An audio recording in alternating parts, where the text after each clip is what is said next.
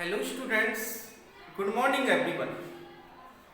आज हम इस वीडियो में BA part first English literature short story वाली जो बुक है उसमें जो फोर्थ जो स्टोरी है old man at the bridge, उसकी हम स्टडी करेंगे। सबसे पहले हम इस कहानी के लेखक अर्नेस्ट हमिंगवे के बारे में स्टडी करेंगे। उसके बाद हम जो स्टोरी है old man at the bridge इसके बारे में स्टडी करेंगे। तो स्टूडेंट्स, हम इस वीडियो को स्टार्ट करते हैं। Old man at the Bridge by Ernest हमिंगवे।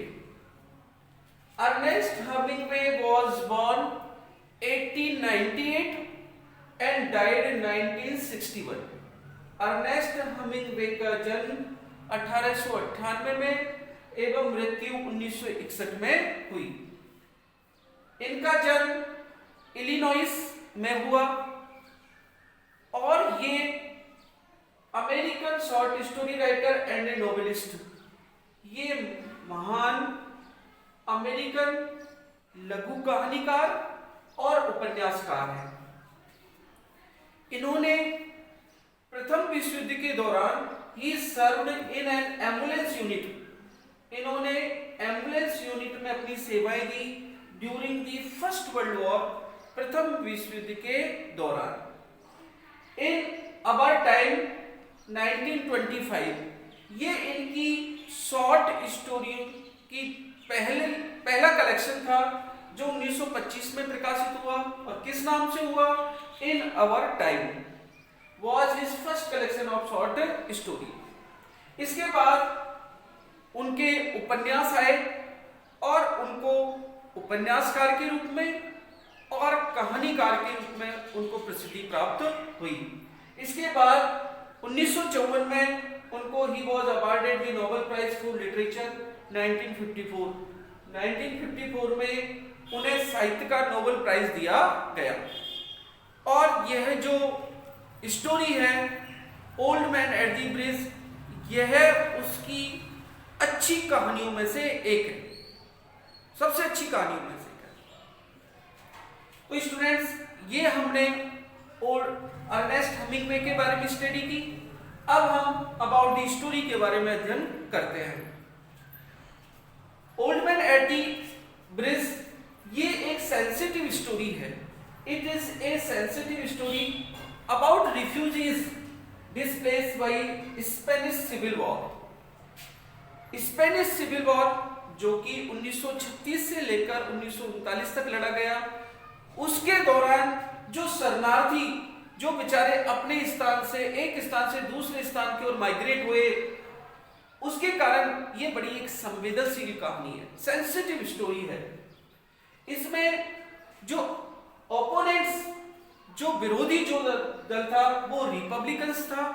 और इस स्पेनिश सिविल वॉर में जो रिपब्लिकन्स थे उनकी पराजय हुई और अंत में फासिस्ट जो हैं वो उनकी विजय हुई। स्टूडेंट्स, ये हमने brief about the author and about the story study की। स्टूडेंट्स, अब मैं आपको होल इस कहानी के बारे में हिंदी एक्सप्लेनेशन बताता हूं। जैसे ये कहानी शुरू होती है, मोटे फ्रेम के चश्मे पहने हुए, गंदे कपड़े पहने हुए एक वृद्ध व्यक्ति एक ब्रिज पर बैठा हुआ है। और जो ब्रिज है वो कैसा ब्रिज है? पेंटालून ब्रिज है, लकड़ी का बनाया गया ब्रिज है जिसपे से ट्रक गुजर रहे हैं, गाड़ियां गुजर रही हैं, किसान गुजर रहे हैं, अर्थात जो भी लोग हैं उस से गुजरते जा रहे हैं, चलते जा रहे हैं। लेकिन ओल्ड मैन जो है लगभग 75 इयर्स ओल्ड का है, वो वहां पर बैठा हुआ है और वो इतना थका हुआ है कि वो अब आगे नहीं जा सकता। तो स्टूडेंट्स, जब लेखक अर्थात जो यहाँ पर जो नरेटर है, जो वर्णन करता है, जब वो उसके पास पहुंचता है और उसके पास पहुंचने के बाद वो अपने बारे में खुद भी बताता है कि वो एक मैसेंजर है, वो एक संवाददाता है और उसका काम ये पता लगाना है कि ब्रिज के आगे जो एनिमी आर्मी है, जो शत्रु जो सेना है, वो कहां तक पहुंच चुकी है। इसलिए मैं बार बार इस ब्रिज पर आ रहा हूं और ये पता लगा रहा हूं। तो वो उस वृद्ध से वार्तालाप होता है और वह उससे पूछता है कि आप कहां से आए, where did you come from, कि आप कहां से आए। तो वो कहता है I come from San Carlos, कि मैं कहां से हूं, सैन कार्लोस से हूं। और उसे बड़ी खुशी भी होती है। क्यों खुशी होती है? क्योंकि उसका नेटिव टाउन था। उस नेटिव टाउन का नाम लेने से उसे बहुत ही अधिक खुशी महसूस होती है। और वो हमेशा वो केवल अपने जो जानवर हैं उनके बारे में बातें करता रहता है और वो चिंता करता रहता है कि मेरे जानवरों का क्या होगा। जो नैरेटर है वो उससे पूछता भी है कि भाई आपके कौन कौन जानवर हैं। तो वो कहता है 2 गॉट है, 2 बकरियां हैं, एक कैट, एक बिल्ली है, एंड 4 पेयर्स पिजन्स, और 4 जोड़ी कबूतर हैं। लेकिन मुझे बिल्ली के बारे में कोई चिंता करने की आवश्यकता नहीं है। इट विल बी सेफ, ये क्या होगी, सुरक्षित होगी, कोई टेंशन नहीं है, ये अपनी मदद खुद कर सकती है। लेकिन मुझे चिंता है और जानवरों के बारे में। नैरेटर जो है वो उससे पूछता है कि आपकी फैमिली में और कोई भी है क्या। तो वो कहता है कि मेरी फैमिली में और कोई नहीं है, केवल इन जानवरों के कारण। फिर नैरेटर उससे पूछता भी है कि भाई आपने ये सैन कार्लोस को छोड़ा क्यों, भाई आपने इस सैन कार्लोस को, अपनी जो सिटी है उसको छोड़ा क्यों। तब जो वृद्ध व्यक्ति है वो कहता है कि कैप्टन ने मुझसे कहा कि यहाँ पर तोपखाना लगाया जाना है और ड्यू टू आर्टिलरी, उस तोपखाने के कारण I had to leave my town San Carlos, मुझे अपना जो टाउन, जो जगह थी सैन कार्लोस, उसको छोड़ना पड़ा। मैं उससे कहता, जो नैरेटर है वो उससे कहता भी है कि यह जो जगह है वो रुकने की नहीं है, ये सेफ प्लेस नहीं है, आप यहां से चले जाइए, आप सीधे इधर टेरेटोसा की ओर चले जाइए, ये जो ट्रक है वो टेरेटोसा की ओर जा रहे हैं, आप भी इनमें चले जाइए।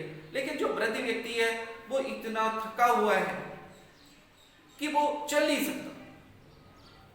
इस तरीके से वार्तालाप होती है और जो वृद्ध व्यक्ति है वो तो केवल अपने जानवरों के बारे में ही बात करता है। वो कहता है कि भाई मुझे तो केवल अपने जानवरों के बारे में चिंता है, मुझे अपनी बकरियों के बारे में चिंता है, मुझे बिल्ली के बारे में 1% भी चिंता नहीं है, क्योंकि जो बिल्ली है वो अपनी सुरक्षा स्वयं कर लेगी। और मुझे किन के बारे में चिंता है, कबूतरों के बारे में चिंता है। लेकिन जो नैरेटर है वो उससे पूछता है कि क्या आपने जो पिंजड़े हैं वो अनकेज कर दिए?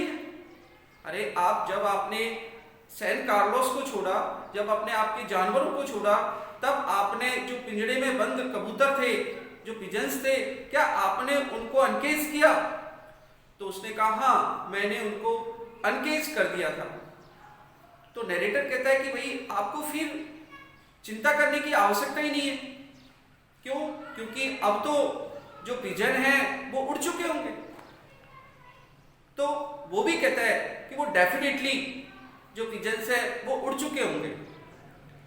तो स्टूडेंट्स वो बार बार केवल अपने उन्हीं की चिंता करता रहता है, जानवरों की चिंता करता रहता है। और इस तरीके से वो मोटे फ्रेम के चश्मे पहने हुए, धूल दूषित कपड़े पहने हुए हैं। और जो नैरेटर है उसको देखकर लगता भी है ना तो ये फार्मर है, ना ये हर्ट्समैन है, ना ही ग्वाला है। इस तरीके से स्टूडेंट्स ये कहानी क्या हो जाती है, समाप्त हो जाती है। अब इस कहानी में वही आपको लॉन्ग क्वेश्चन करने के लिए सबसे पहले आपको इंट्रोडक्शन टू दी ऑथर करना है, इसके बाद आपको इंट्रोडक्शन टू दी स्टोरी करना है, फिर आपको ब्रीफ जो समरी होती है इस कहानी की वो करनी है। इसके बाद आपको कि इस सिविल वॉर के कारण जो रिफ्यूजी जो है, जो शरणार्थी जो लोग थे, उन पर क्या गलत प्रभाव पड़ा, इसके बारे में लिखना है। तो स्टूडेंट्स, मैं आशा करता हूं कि आपको ये वीडियो अच्छी लगी होगी। यदि आपको ये वीडियो अच्छी लगे तो प्लीज़ इसे लाइक करें, सब्सक्राइब करें एंड शेयर करें। Thank you very much.